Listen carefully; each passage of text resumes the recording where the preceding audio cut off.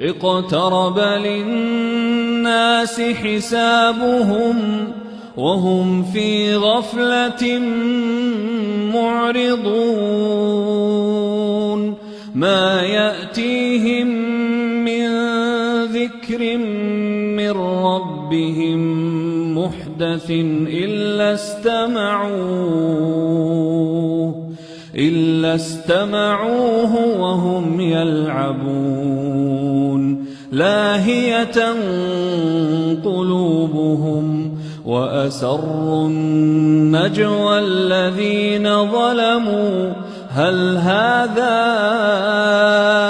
إلا بشر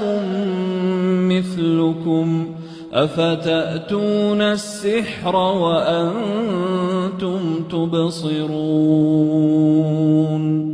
قال ربي يعلم القول في السماء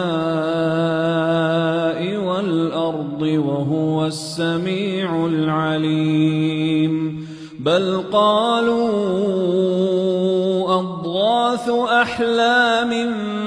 بل افتراه بل هو شاعر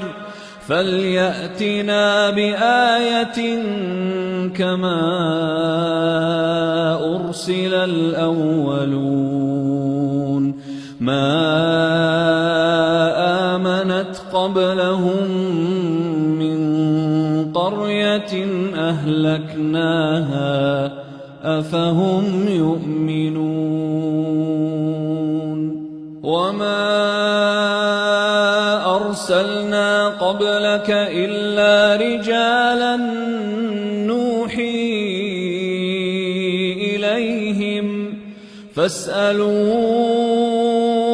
أهل الذكر إن كنتم لا تعلمون